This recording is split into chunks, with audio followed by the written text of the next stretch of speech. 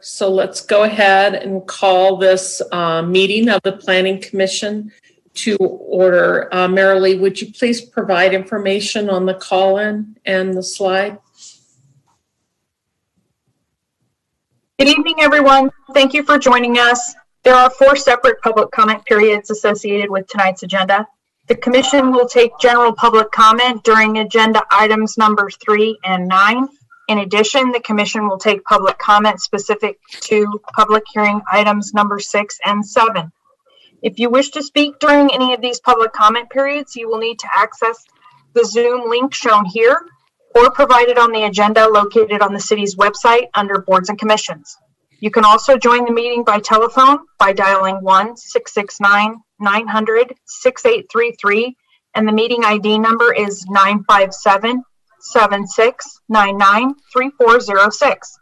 This will join you by audio to the meeting.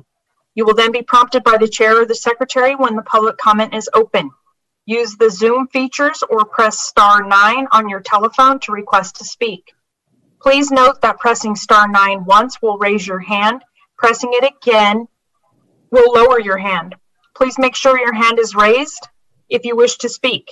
Individuals shall limit their comments to 3 minutes per Nevada Revised Statutes 241.020. Thank you, Marilee. Can we please have a roll call? Commissioner Reed? Here. Commissioner Pritzos? Here. Sorry, I just lost my paper. Commissioner Blako? Here. Commissioner Carey? Present. Commissioner Peterson? Here. Commissioner Rawson? Here. Commissioner West? Here. Assistant Community Services Director Armando Ornelas? Here. Assistant City Attorney Allison McCormick? Here. Great, everybody's here. Let's move on to public comment. This is an opportunity to provide a comment on any item on or off the agenda. Do we have anybody waiting for public comment? We have no requests to speak at this time.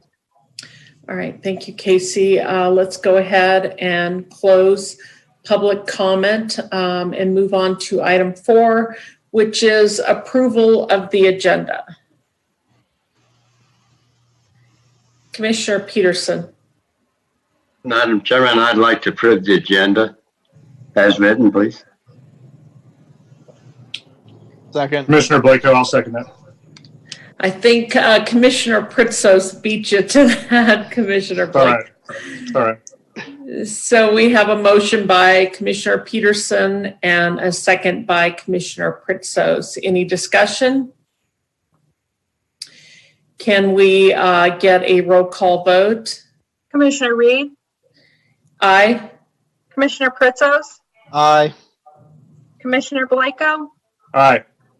Commissioner Carey? Aye. Commissioner Peterson? Aye. Commissioner Rawson? Aye. Commissioner West? Aye. Motion passes unanimously. Item 5 is approval of the minutes. First is the review and possible approval of the minutes of the October 13, 2020 Planning Commission study session. Commissioner Peterson. Madam Chairman, I'd like to approve the minutes of the October 13 study session, please. Second. Okay, I have a motion by Commissioner Peterson and a second by Commissioner Pritzos. Any discussion? Can we please have a roll call vote? Commissioner Reed? Aye. Commissioner Pritzos?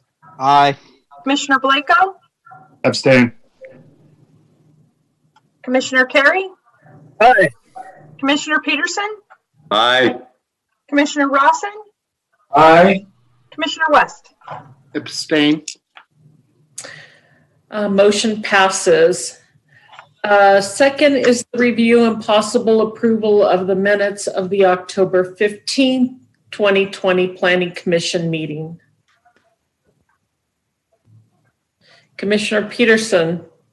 Again, I would like to approve the minutes of the October 15th Planning Commission meeting, please.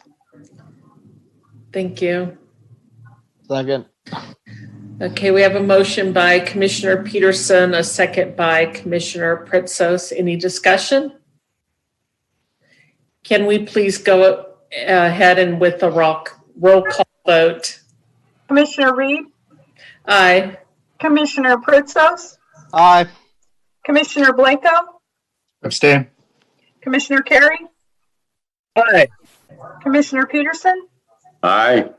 Commissioner Rawson, Aye. Commissioner West. Abstain. Thank you. Motion passes. Next, we're going to move to our public hearing items, starting with PCN 20-0037, which is the consideration of and possible action on a request for a conditional use permit for 7,588 square foot mini warehouse facility with a leasing office on a site approximately 0.39 acres in size, located at 2000 Pyramid Way, Sparks, in the C2 General Commercial Zoning District. Okay, thank you, Chair Reed and members of the Commission. Sienna Reed here. I'm going to be presenting this item, so let me go ahead and get my screen shared in terms of a presentation.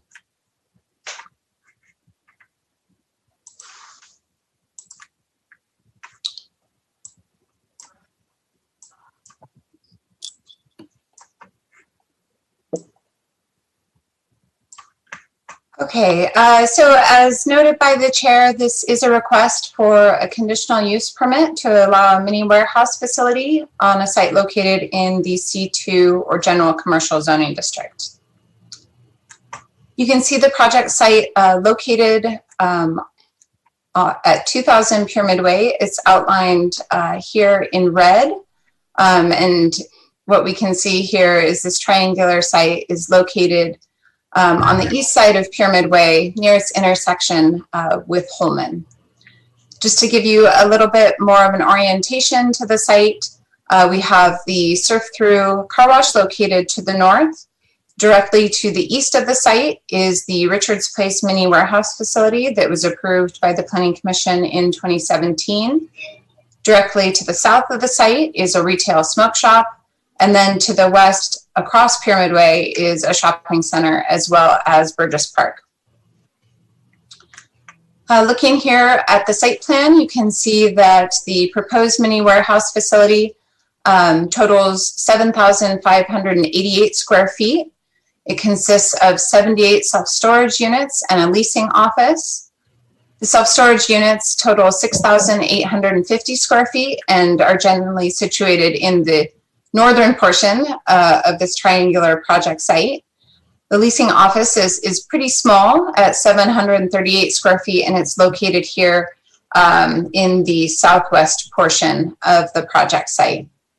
Though you can't necessarily see it in this 2D format, all portions of the facility are proposed to be single story.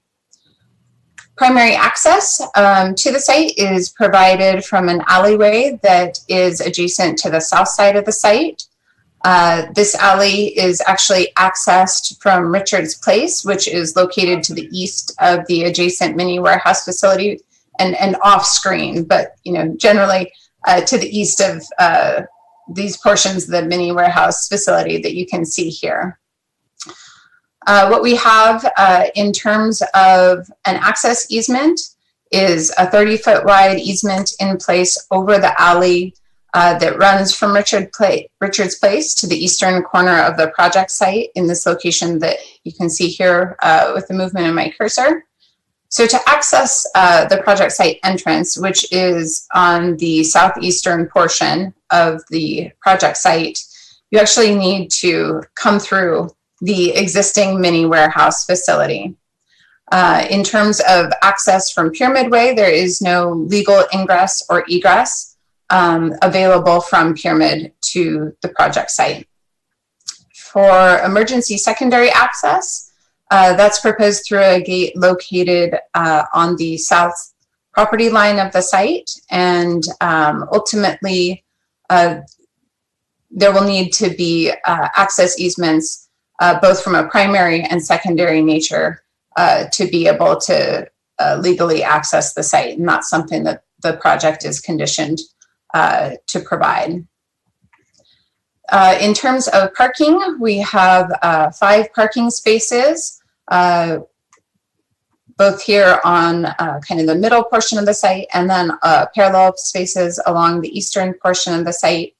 The 5 parking spaces that are proposed actually exceed code by 1. And then based on the submitted trip generation letter that was provided with this request, an estimated 11 average daily trips are proposed, one of which is in the AM peak hour and another of which is in the PM peak hour. So definitely a low level of traffic generation proposed with this particular use. Moving on to the building elevations. On this slide, you can see the west elevation, which is adjacent to Pyramid Way at the bottom portion of the slide, and the east elevation at the top of the slide. As you can see, these elevations incorporate a variety of materials. We have stucco, both smooth and split-faced CMU, as well as metal. Also, color variation is on all of the elevations. The planes are further both horizontally and vertically articulated. The building elevation on the western portion of the project site that's adjacent to Pyramid Way incorporates faux windows. That's to provide an architectural feature at the pedestrian level, and is a revision from the initial project submittal. Definitely wanted to point that out because staff feels that it is certainly providing a greater level of visual interest adjacent to Pyramid Way compared to the initial metal portions of the building where you can see those faux windows and stucco. And moving on, just to give you a sense of what the north and south building elevations look like, you can see the north at the bottom and the south at the top. These elevations are similar in terms of materials from the east and west elevations, and then also demonstrate changes in plane. For a 3D perspective, you can see a rendering here viewing the facility from Pyramid Way. The top image here, we have a view as you would be heading north on Pyramid, while the bottom image provides a view heading south. All right, so shifting gears here to the conditional use permit findings that need to be considered this evening. So here we have, starting off on this slide with finding C1, which is compliance with the city's comprehensive plan. Here, really, use of the site for a mini warehouse facility would facilitate a non-residential land use as well as redevelopment by providing a commercial use on a site that was previously developed as a single-family residence. So this supports both goals MG1 and MG4 that you can see on the slide. In terms of a sidewalk, that's proposed adjacent to Pyramid Way in compliance with policy C4. And the site is in a developed area of Sparks where city services are already being provided at acceptable service levels in support of policy CF1. Looking here at finding C2, which focuses on compatibility with adjacent properties.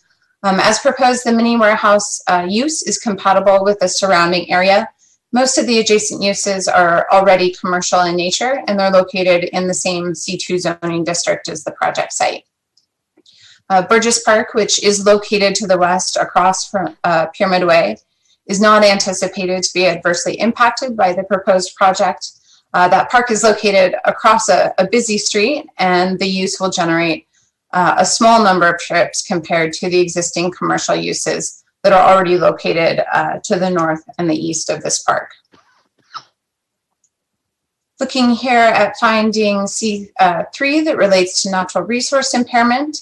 The project site was previously developed with a single family home, And while the site is currently vacant as that home was demolished in 2019, water and sanitary sewer infrastructure are present adjacent to the site, and capacity to accommodate the estimated water demand of about 0.52 acre feet per year and sewer demand of 304 gallons per day will need to be demonstrated with the building permit. Staff does not believe that the approval of this project would impair the availability of natural resources or hamper the region's ability to support its population. Moving on here to finding C4, which focuses on how identified impacts of the project are addressed. Here, what staff has identified as potential impacts are parking, traffic, and access. For parking, as I mentioned, we have a requirement by code for 4 spaces, but the project is proposing 5. In regards to traffic, as I mentioned, the proposed use is really a low traffic generator. 11 average daily trips is well below the threshold of 80 peak hour trips that would require a full traffic study. And there are no offsite improvements required to accommodate the estimated trips associated with the use. Also, as I kind of gave an overview of on the site plan, primary access to the site is going to be from the alley adjacent to the south side of the site and through the existing mini warehouse facility located to the east of the site. And then that secondary access is proposed along the site's south property line. So as conditioned, the applicant does need to demonstrate that both primary and emergency secondary access easements are in place so that we can provide adequate and legal ingress and egress to the site. So from staff's perspective, as proposed and conditioned, each of these impacts are addressed. And lastly, public notice was published in the Reno Gazette-Journal, and mailed notice was provided to 47 property owners in compliance with the Sparks Municipal Code as well as state law. To date, I haven't received any public comment on this item. And staff is recommending approval with the 8 conditions listed in your staff report. You do have a motion to that effect on this slide. So with that, I'll conclude my presentation and certainly be available for any questions that you might have. Thank you, Sienna. Do any of the commissioners have questions for staff? Commissioner Pritzos. Thank you, Madam Chair. Yeah, Sienna, one quick question. Is there any particular reason why there couldn't be access to the site from Pyramid? Is it just like the design of the buildings, or like why does it have to be through this sort of like back alleyway? Yeah, so access from Pyramid is something that the applicant worked with NDOT on potentially being granted, and that's not something that NDOT was supportive of. So that's why we have the access coming through Richard's Place and ultimately the alley. Okay, fair enough. Thank you. No more questions. Any other questions for staff? I have a quick question. Go ahead, Commissioner Blako.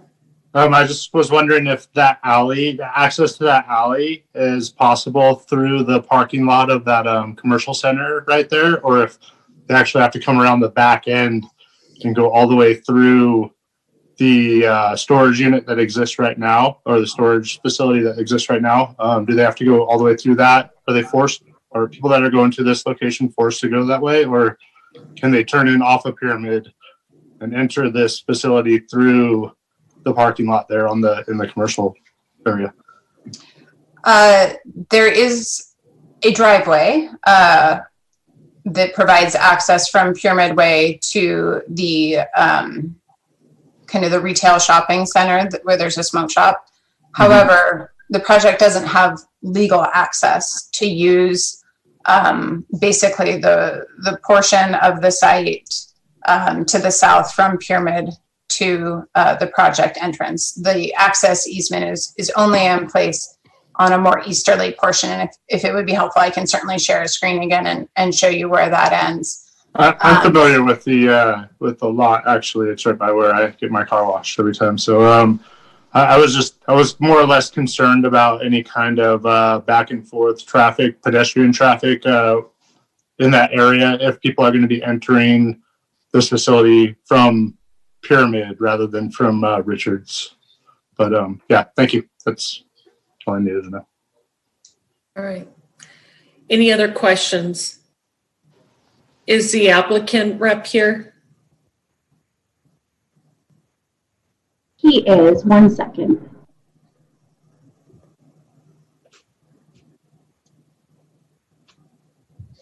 Mike, you are now available to speak. My name is Mike Marty, and I'm the owner and developer. I'd be more than happy to ask or answer any of the questions regarding our application, especially when it comes down to the ingress, egress, and access to the property. Do any of the commissioners have questions for the applicant? Commissioner Carey. Madam Chair, Mike, I'm just curious how the discussions are going with the property owner to the south, trying to obtain that secondary access easement. The discussions were going exceptionally well. The Indian colony that owns the property up until COVID. And once COVID hit, the conversations have really kind of gone dark.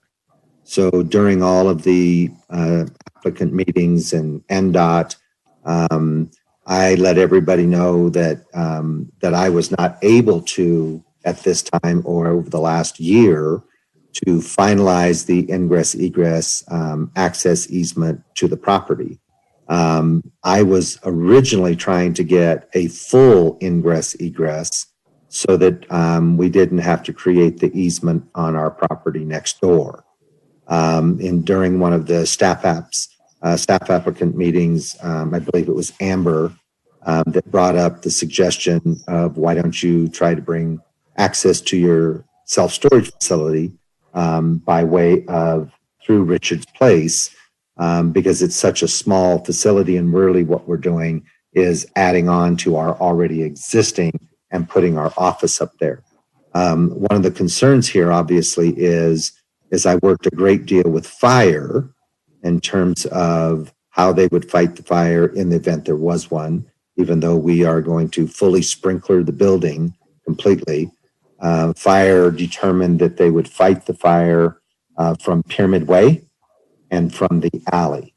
My biggest concern is if the project is required to have that secondary access for emergency access, and I'm never able to get this, then I have a piece of property that's basically landlocked. NDOT really didn't want me to use access off of Pyramid, which we tried to demonstrate several times. So we were trying to work with what NDOT wanted to do and what the city engineers wanted to do. And this really became the most reasonable, although it's odd, to have an access to a piece of property kind of at the back end, so to speak. I think we all know that the alley is utilized by so many people, even though it's not a city street. So one of my biggest concerns is that secondary fire access. If that becomes a condition and I can never get it from the Indian colony, then I basically have a landlocked piece of property. Thank you, Mike. Thank you, Madam Chair. Thank you. Any other questions? This is a public hearing item, so I'm going to go ahead and open it up for public comment. Marilee, can you provide the call-in information?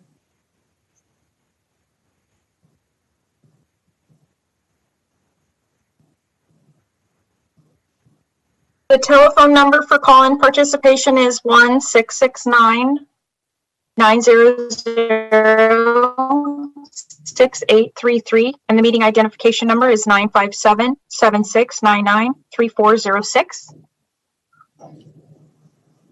Press *9 to request to speak. You may also join by using the Zoom link displayed on the screen and found on the agenda.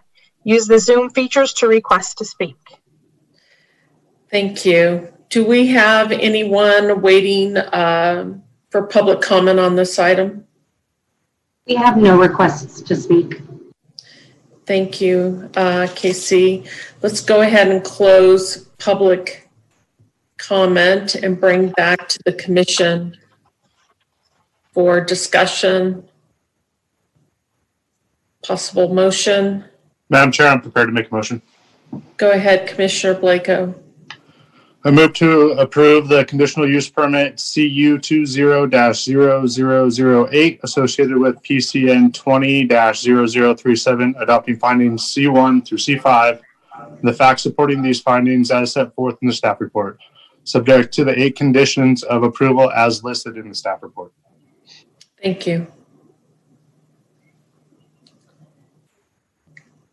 Commissioner West, you're mute. There you go. I'll second that motion. Thank you. We have a motion by Commissioner Blako, a second by Commissioner West. Any further discussion?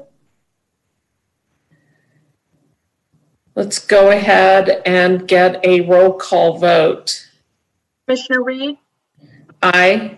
Commissioner Protzos, Aye. Commissioner Blako, Aye. Commissioner Carey. Aye. Commissioner Peterson, Aye. Commissioner Rawson, Aye. Commissioner West. Aye.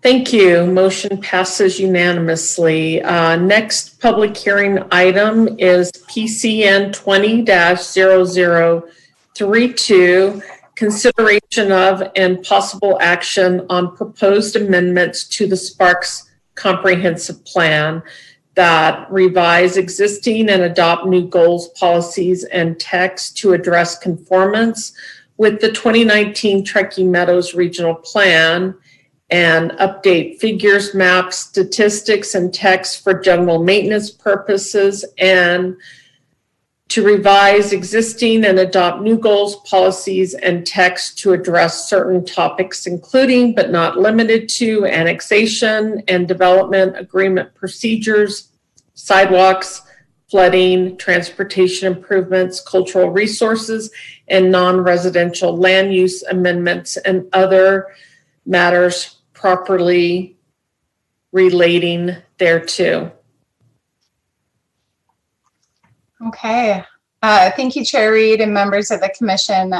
Again, Sienna Reed with Planning presenting this item tonight. I'm going to go ahead and get a screen shared for you.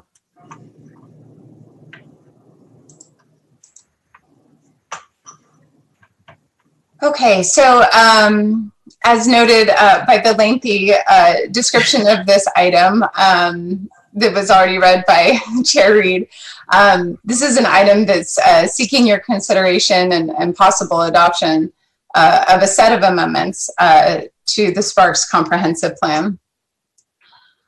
The changes before you tonight are predominantly needed to conform to the 2019 Truckee Meadows Regional Plan that was adopted about a year ago. With the 2019 regional plan in place, our current comprehensive plan that was adopted in 2016 needs various modifications to fully implement the policy framework of the regional plan. Those modifications were identified in a list of scheduled additions in April of this year, and an October 2020 date was agreed upon to bring forward amendments addressing those scheduled additions. In order to meet that relatively quick 6-month scheduled addition timeframe, most of the amendments address really just those changes simply needed to conform to the 2019 regional plan. We were, however, able to integrate in with this round of amendments some general updates as well as a limited number of targeted policy changes that are very much intentionally narrow in scope. We did go through an initial draft of these comprehensive plan amendments during a Planning Commission workshop that was held on September 17th. And in terms of that workshop, the Planning Commission didn't express any concerns with the amendments that were included with the workshop draft of the plan. The Planning Commission did, however, identify a variety of additional topics to address in a revised draft of the plan. And so the public hearing draft that you have with your staff report tonight takes into account those revisions and as best we could the additional topics that are listed on this slide. As you can see, the Planning Commission was looking for staff to integrate in a bit more information about the role of transit funding in terms of achieving the vision for the city's mixed use district, as well as the mixed use core as defined in the regional plan. Those two areas are synonymous in terms of geography, at least for the portion within the city of Sparks. We also had a request from the Planning Commission to include changes addressing how the City of Sparks Comprehensive Plan should be utilized by the Regional Transportation Commission in its transit planning efforts, as well as changes identifying Rock Boulevard as a roadway for a future RTC corridor study.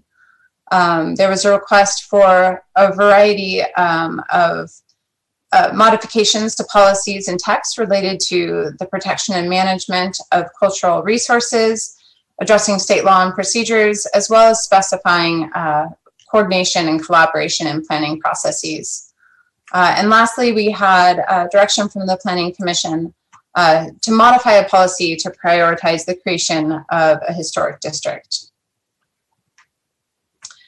So as I mentioned, the public hearing draft of the plan before you tonight, it includes the amendments that were in the workshop draft of the plan, as well as new amendments that address almost all of the additional topics that the Planning Commission identified during the workshop. Each of the amendments falls into one of the three categories shown on this slide, with the new changes addressing Planning Commission feedback falling each into that third category of targeted policy changes. Our intention in terms of the presentation tonight is to give you an overview of the amendments proposed in each of the categories, similar to what we did with the workshop. But given that most of the amendments were discussed in detail during that September workshop, and then certainly the new changes were highlighted during the study session earlier this week, the goal is to give you an overview of the amendments that you see in terms of the order on this slide as succinctly as possible, and then hold questions until the end of the presentation. So first off, in terms of these amendment categories, we have those general updates that are needed for plan maintenance. Other than property-specific land use changes, the plan hasn't been updated since its approval in 2016. So really these updates are just bringing the figures, maps, statistics in the plan up to date based on the most current data we have. We've also updated some narrative text as needed so that we have current status of projects and studies. Importantly here, we've included a summary of the long-term fiscal health analysis that was recently completed in 2019. And we have a few small changes to the land use category tables in Chapter 4 of the plan, removing information identifying how former land use categories were translated to those categories that we have in place today. Moving on here to our second category of amendments, which are those addressing regional plan conformance.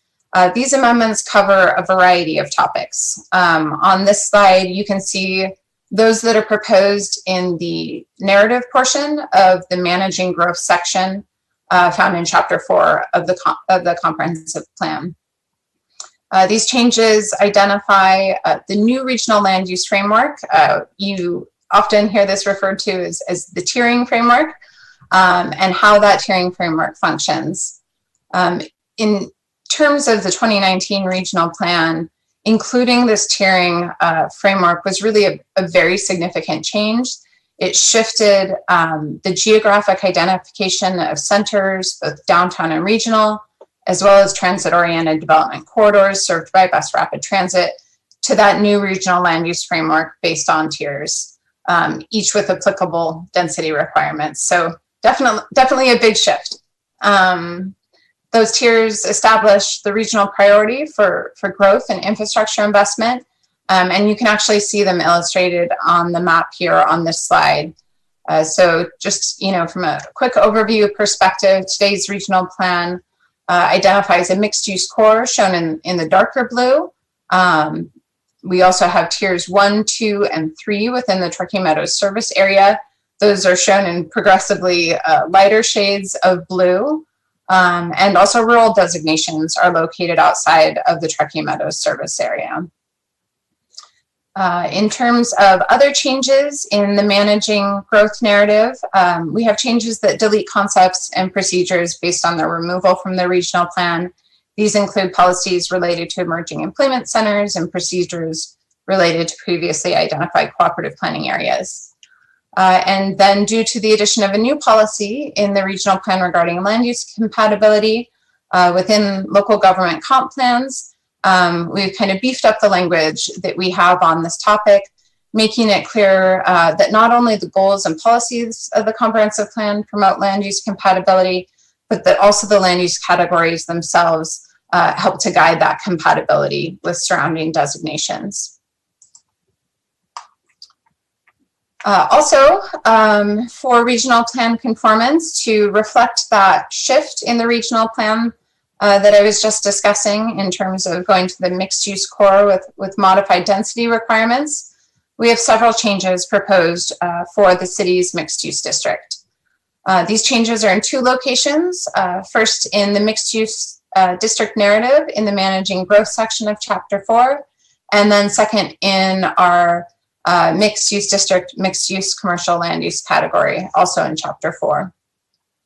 As proposed, the changes to the mixed-use district narrative transition the identified bus rapid transit route to a primary investment corridor where we have multiple forms of investment being focused. Here, public investment for enhanced pedestrian and bicycle facilities, public spaces, transit, and infrastructure capacity are each needed alongside private sector investment in infill and redevelopment.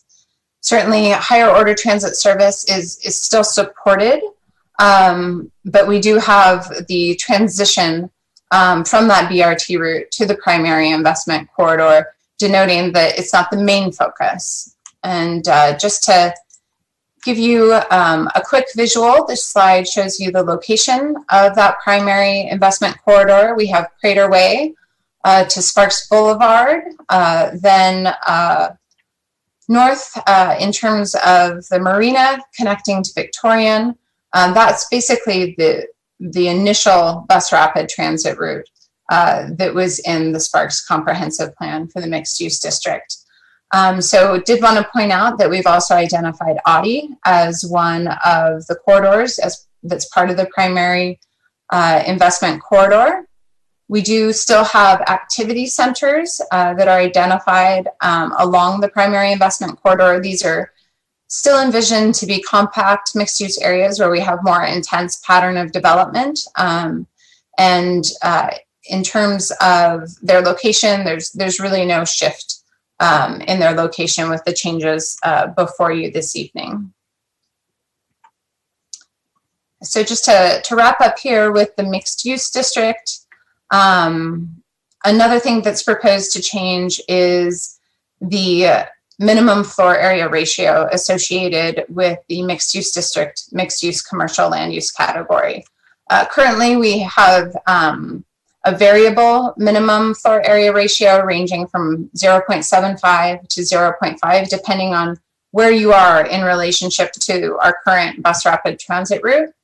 And over time, what we found is that while we have residential densities that are working pretty well at 24 and 18 dwelling units per acre, that the commercial development is a little bit more difficult to support at basically what the former regional plan floor area ratios were. Those range between 1.0 and 0.25.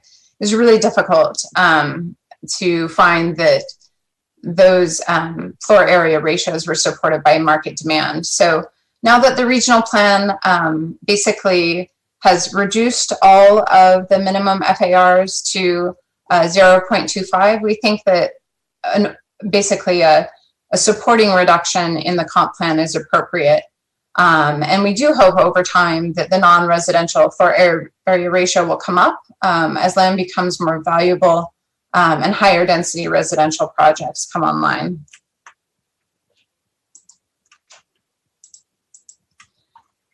So also within Chapter 4 of the Comprehensive Plan, we have a range of policy additions or modifications further addressing regional plan conformance.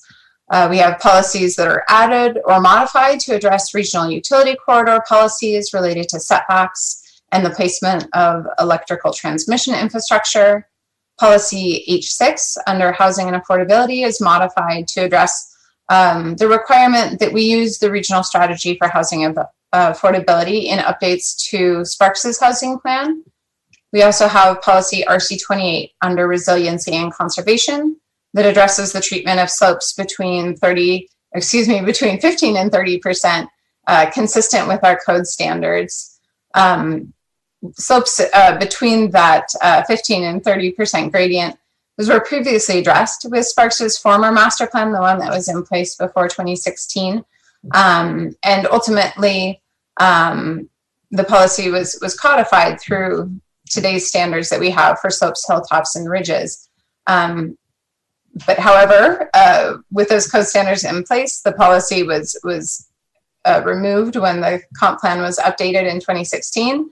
But given that regional planning staff doesn't really have the ability statutorily to go in and look at our zoning code, we're going ahead at this time and putting an overarching policy back in place. And then here we also have policy MG3 under managing growth. It's deleted to reflect the removal of emerging employment centers from the regional plan. Moving on to our third category of amendments, we have the targeted policy changes. Again, they're very much limited in scope to ensure we meet the time frame to complete the scheduled additions. But starting off, at least with this slide, we have 3 policies proposed to address annexation procedures. Each of them is located in the Managing Growth section of Chapter 4. As drafted, policy MG7 specifies that any regional plan amendments associated with a property for which an application for a voluntary annexation has been filed should be processed in advance of final action on that annexation. This is something that state law doesn't require, basically that you go forward and get all of your regional plan amendment decisions in advance of annexation. But doing so has been the practice of the city of Sparks in terms of just being a good neighbor with the county. And so this policy formalizes that practice.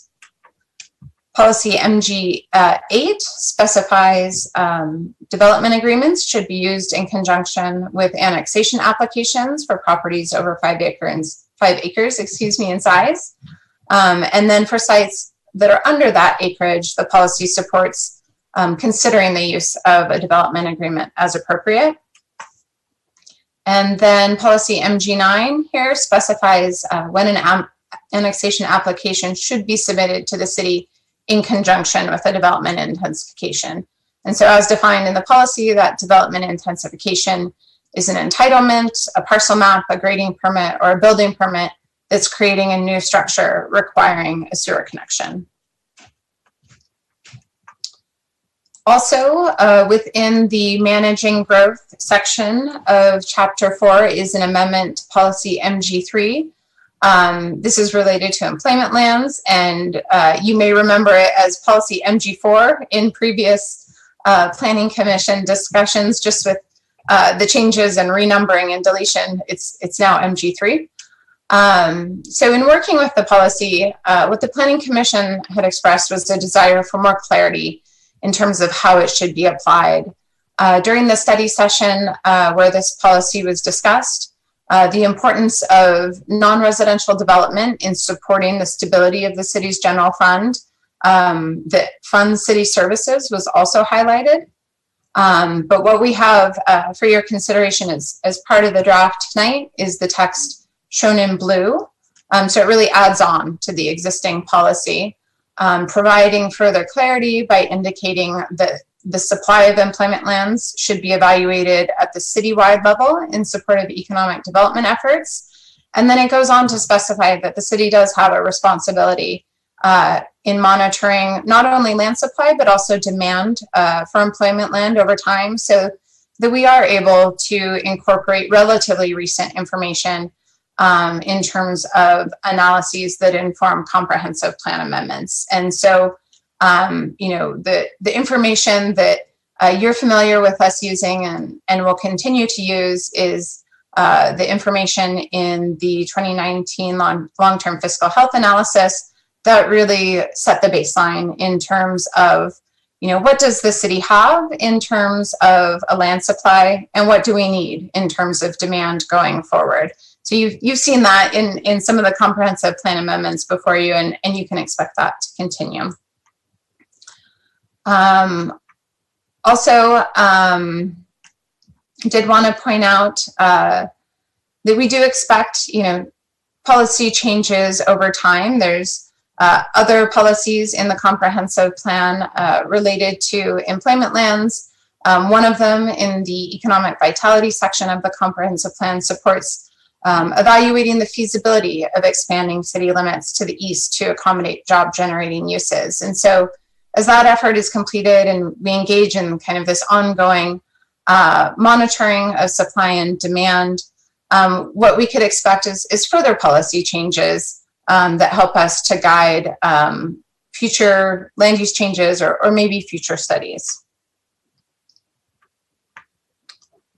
So moving on to the connectivity section of Chapter 4, this slide summarizes 2 future improvement related changes and then encourages RTC to utilize the city's comprehensive plan in its planning efforts.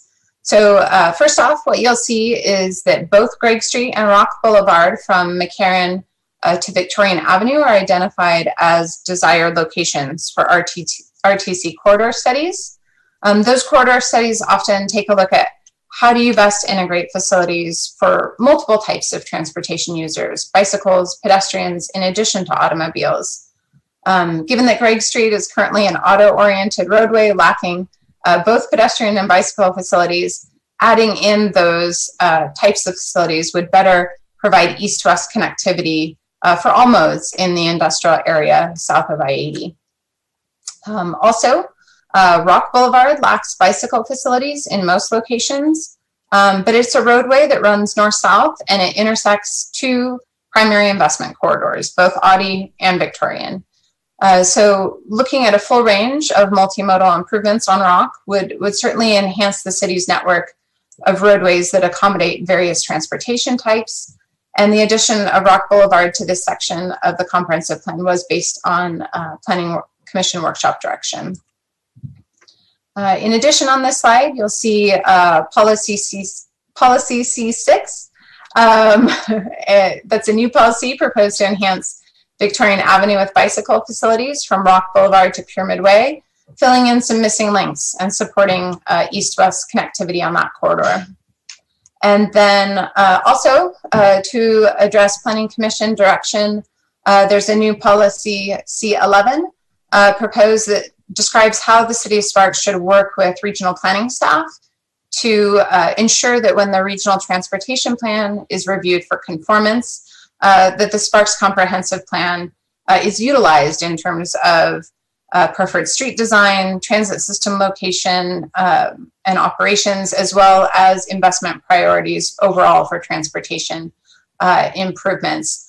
That is a policy that really builds on a revised policy in the regional plan that indicates the regional transportation plan should be consistent not only with the regional plan, but also local government master plans. So we feel that's a good coordination policy to really formalize at this time. In terms of connectivity, we have one more policy that is proposed for modification. It's policy C4, proposed to be modified to provide a greater level of detail regarding the installation of sidewalks. As drafted in greenfield areas, sidewalks would be required adjacent to residences on local roads. But then for arterial and collector roadways, there'd be an option of either sidewalks on both sides of the street or a multi-use path on one side of the street. For new development in greenfield areas, that approach is consistent with sidewalk facilities located in the city. You can think about some of our arterials and collectors in terms of Los Altos Parkway, which is actually the picture you see here. It has a multi-use path on one side of the street, as does portions of Vista Boulevard. And then for previously developed areas, the draft changes to policy C4, they support integrating in pedestrian access with sidewalks on both sides of the street or a multi-use path on one side of the street, just given that oftentimes it's more difficult to integrate in sidewalk facilities into developed areas. And then also before you tonight are changes related to flooding that add back fairly detailed policies that were inadvertently omitted during the update of the comprehensive plan in 2016. So to do so, we have a new critical zone map included in Chapter 3 of the plan. It depicts the area of the 1997 flood boundary. We have 6 new policies added to the resiliency and conservation section of Chapter 4, and we've actually elevated an existing policy, RC 15, to a goal. In terms of the policies and what they do, they address when elevating structures is needed and when the use of flood-resistant construction methods should be used. They also provide guidance on how comprehensive plan amendments in the critical zone should be evaluated, encouraging here the maintenance of the open space designation and requiring enhanced materials be submitted if we do have a request come through to change to a more intense comprehensive plan land use designation, giving us a better sense of what all would be entailed. And then we also have a policy that supports flood protection plan projects in Sparks, including levees and terracing. And focusing on cultural resources, the archaeological sites description in Chapter 3 is modified here to reference controlling state law for burial site discovery procedures, as well as antiquities permitting. Additionally, policy RC 31 in the resiliency and conservation section of Chapter 4 is revised to identify entities involved in the protection and minimization of impacts on cultural resources. So here I do want to point out that there are 2 topics that were identified during the Planning Commission workshop that are not included in the public hearing draft of the plan that you're considering tonight. And those topics were excluded due to the need for additional council direction and potential resources. So the first that you can see here is the change that was noted to policy CC3 that would prioritize the creation of a historic district. At this time, staff does recommend the policy stay as is. Actually developing a historic district is a pretty substantial work effort. And that's something we would need, again, that further direction and potential resources on.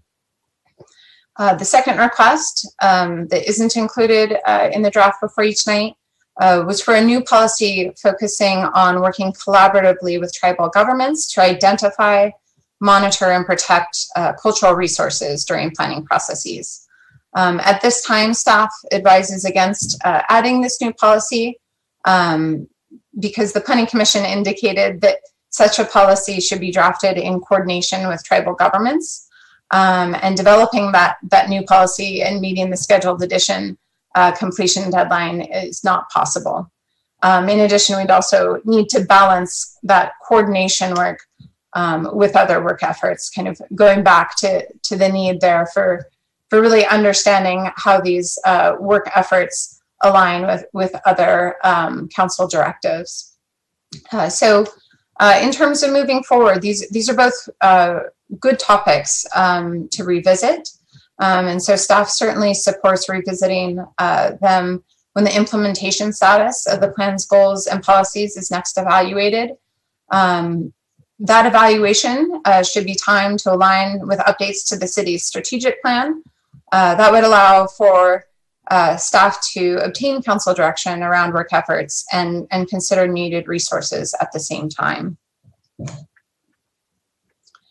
So shifting gears here to findings, in reviewing the set of amendments to the comprehensive plan before you tonight, there are 4 findings that the Planning Commission needs to consider. Findings CP1 and CP3 are not directly applicable as there are no changes to the comprehensive plan land use map. Without such land use changes, neither an analysis of the regional plan land use and intensity designation or compatibility with surrounding uses is necessary. And then in terms of finding CP2, which requires amendments to the comprehensive plan implement the goals of the plan, as proposed in the draft before you tonight.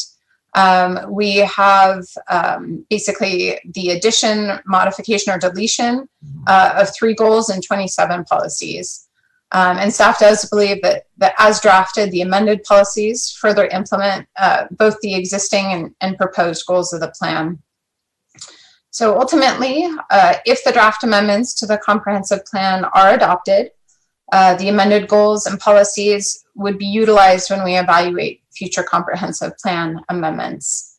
And then lastly, here, public notice for the proposed amendments. It was published in the Reno Gazette Journal, consistent with state law for changes to the comprehensive plan that don't involve a change to the land use map. So in terms of a recommendation, staff is recommending approval of the amendments contained in the public hearing draft of the comprehensive plan. And with that, I'll conclude the presentation and be available for any questions that you might have. Sienna, thank you for that presentation. Do any of the commissioners have questions for staff? Commissioner Carey. Madam Chair, excellent presentation, Sienna. I appreciate the detail you went into tonight and providing an overview of all these changes. I was curious in terms of timing, when can we expect the next update of the comprehensive plan to happen?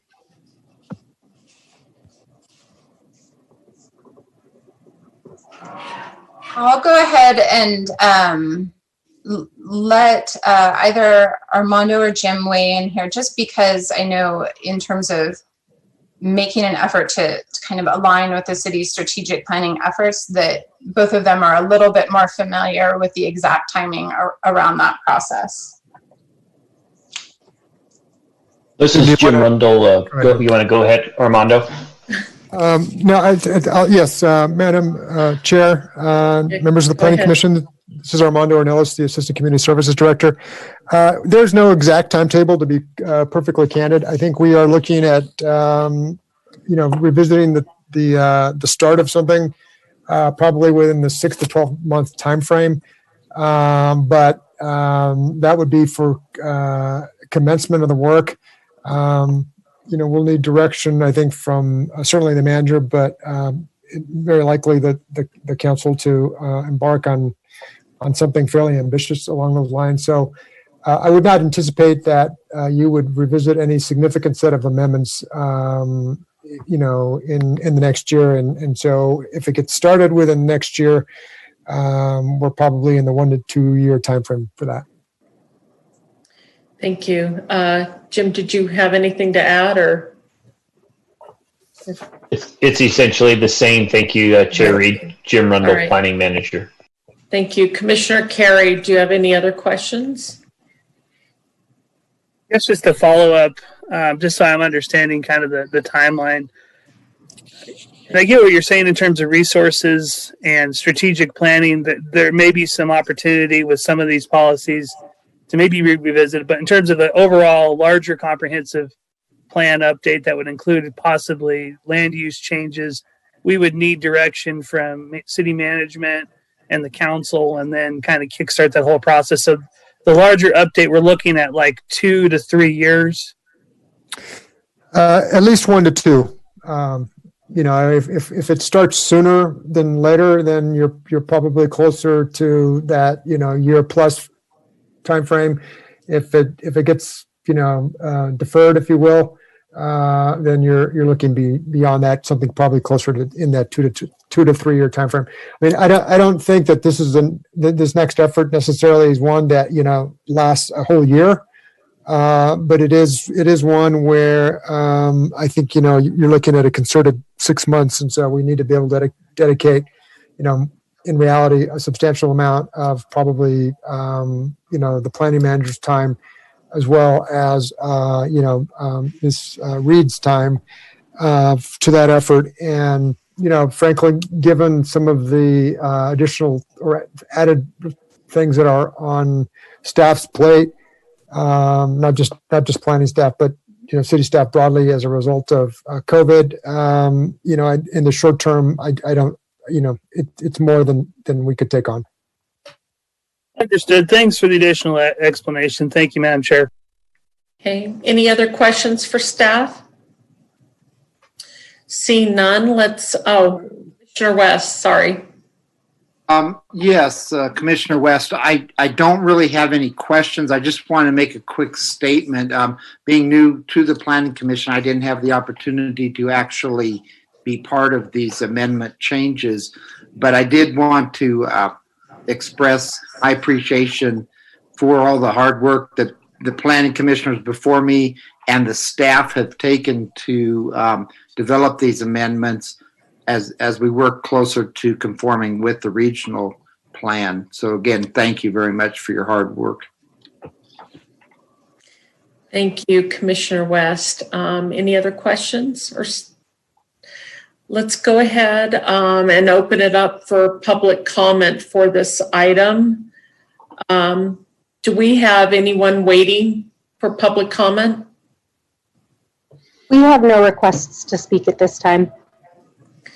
Thank you. Let's go ahead and close public comment and bring back to the commission. Any further discussion? Commissioner Carey.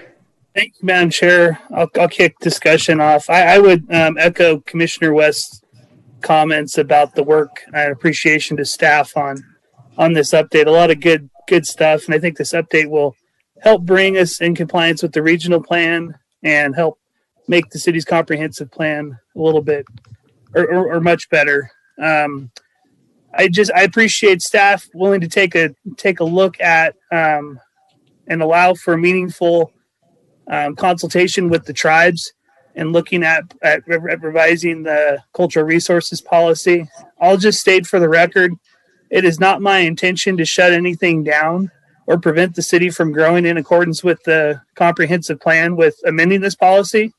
I just feel strongly that it's important that when it comes to cultural resources, it should be the policy and practice of the city to work with the tribes in our area to identify, protect, and appropriately manage cultural resources within the city. Establishing policies like this and protocols and working collaboratively with the tribes will help the city be in compliance with federal and state law when it comes to cultural resources. So look forward to future discussions on that. Appreciate staff's explanation and strategy with respect to Rock Boulevard. I think a corridor study along Rock Boulevard is going to do a lot of great stuff. It's going to help improve safety. It's going to enhance multimodal transportation. And it's really, I think, going to spur economic development and investment, as we've seen in other corridor studies in the city. And it'll bring a lot of new energy and investment to the west side of the city, which is much needed and going to be, quite frankly, great.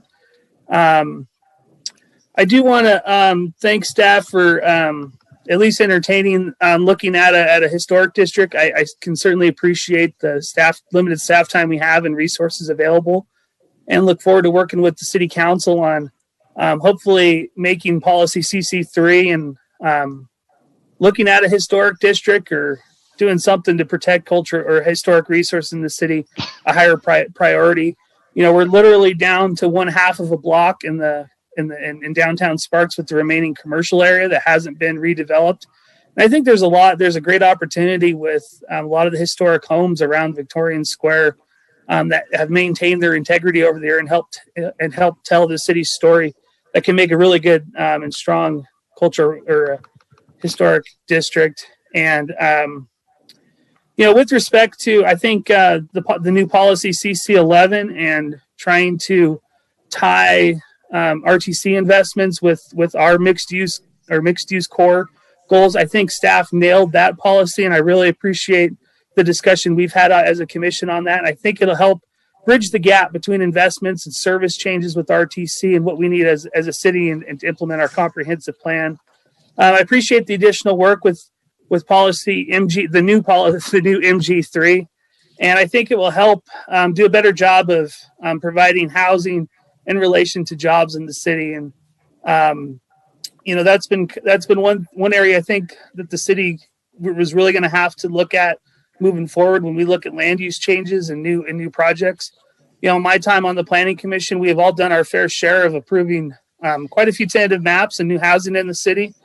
We've also approved quite a few land changes from commercial and emerging employment areas into residential. And so, for me, it was really eye-opening having that workshop with the city council last year and developing the fiscal impact study and looking at those financial projections and needs for employment land uses moving forward. And, I really remain concerned about the city's road fund moving forward and being able to provide enough funding to support road maintenance and new transportation needs for the city, as well as providing, a property tax base that will provide all the services we come to rely on. But I really think this MG3, this new MG3 is really going to help us and help with the discussions moving forward. Thank you very much, Madam Chair. All right, Commissioner Carey, any other statements, questions, discussion? I'll entertain a motion. Madam Chair. Yes, Jim. If you're prepared for a motion, I'd like for the Planning Commission to consider an amended motion. I can put it on my screen if that's which you'd like me to do, but I'd like the resolution number to be included in the motion.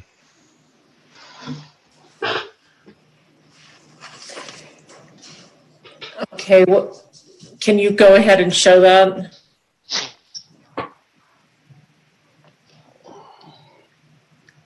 Is that showing on your screen, Madam Chair? No, not yet. Okay.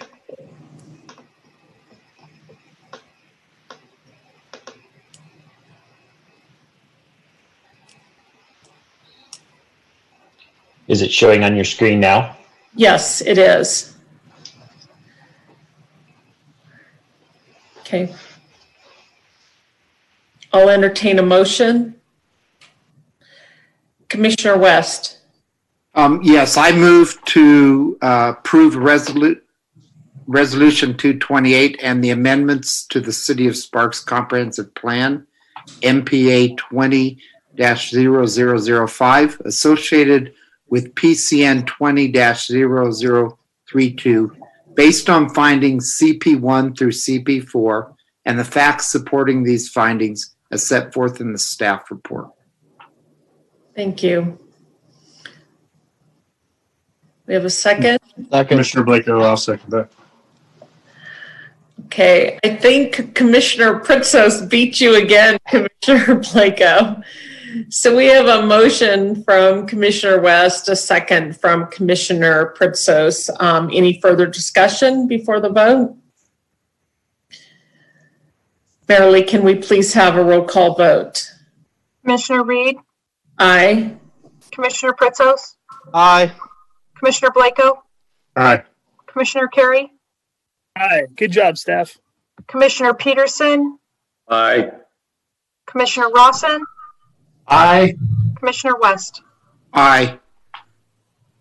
Thank you. Motion passes unanimously. Next, we'll move on to general business. And we have the selection of a commissioner to serve as a first alternate on the Truckee Meadows Regional Planning Commission, effective immediately from the following pool of applicants listed in alphabetical order: Frank Peterson, Mike Ralston, and Kyle West. Commissioner Carey. Thank you, Madam Chair. I guess because Commissioner West volunteered himself, I'll go ahead and make a motion to appoint Commissioner West as the first alternate for regional planning. I second it. All right, I think Commissioner Ralston beat everybody else out on that. So we have a motion by Commissioner Terry, a second by Commissioner Ralston. Any discussion? Can we please have a roll call vote? Commissioner Reed, Aye. Commissioner Pritzos, Aye. Commissioner Blanco, Aye. Commissioner Carey, Aye. Commissioner Peterson, Aye. Commissioner Rawson, Aye. Commissioner West. Aye. Motion passes unanimously. Welcome to regional planning as well. Thank you. Thank you.